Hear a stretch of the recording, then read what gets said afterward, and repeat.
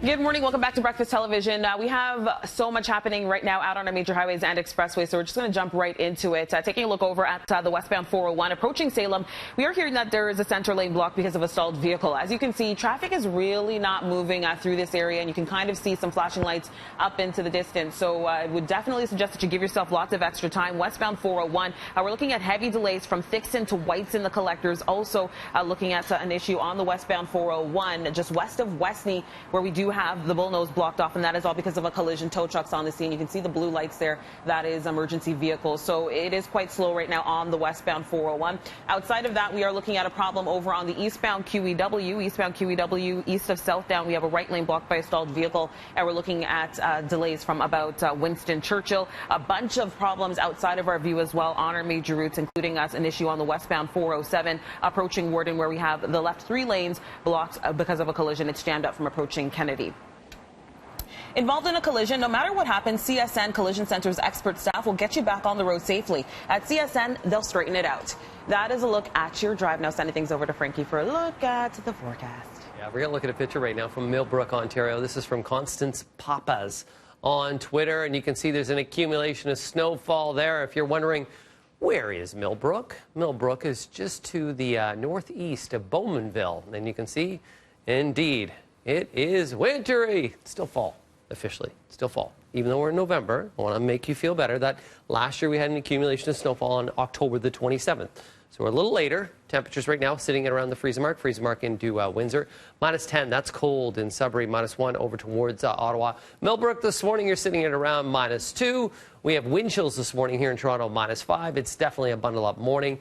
There's that snowfall that we're seeing. If you're wondering how long does it last, up until about 10, 11 a.m. Well, you could see that on and off snowfall mixed in with it, some ice pellets and a little bit of a slushy mix, especially anywhere south of the 401, closer to the lakeshore. You're seeing a little bit of a rain-snow mix. So care and caution out there on the roadways. It's melting on the roadways, but accumulating on some of the lawns and some of your cars. So you will need some extra time, definitely, even for the drive. It's somewhat sloppy. 2 today is a high, -4 through the evening, +1 tomorrow. They will wrap out of those morning flurries, see some afternoon sunshine, see some sunshine through the morning on Saturday, then get into an evening mix. It will be a little bit more sloppy and slick on your Sunday with a rain-snow mix possible. Flurries into Monday morning, and then we're just going to hang near the freezing mark. That's below seasonal all the way through to midweek next week. Wind chills on Wednesday of -6. That's a look at your forecast.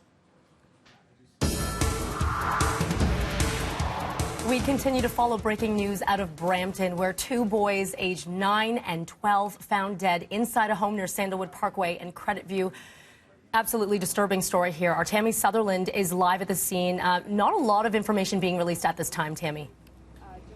No, not yet. And we're hearing that the Peel Police media officer will be arriving here on scene, but not until later in the morning. So we may not get any more information within the next hour. We hope that we will. But again, we do know 2 boys were found dead inside of a home here on Hipperton Crescent in the Sandalwood and Credit View area. It was at about 11 last night that Peel Police got a call for a medical assist.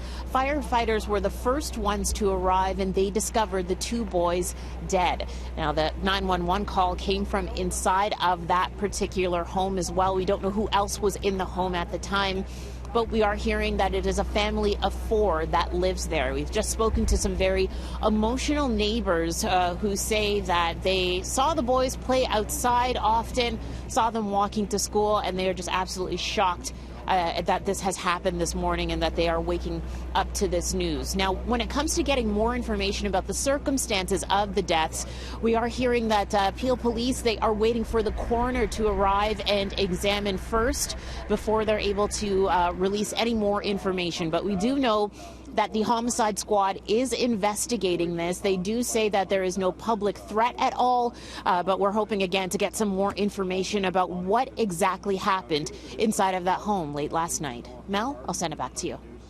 Okay, Tammy, thank you for that. We'll check in with you shortly. And across all parts of Toronto overnight, a disturbing spate of shootings happening, including one turning deadly in North York. 680's Kevin Meisner is at the scene at one of these.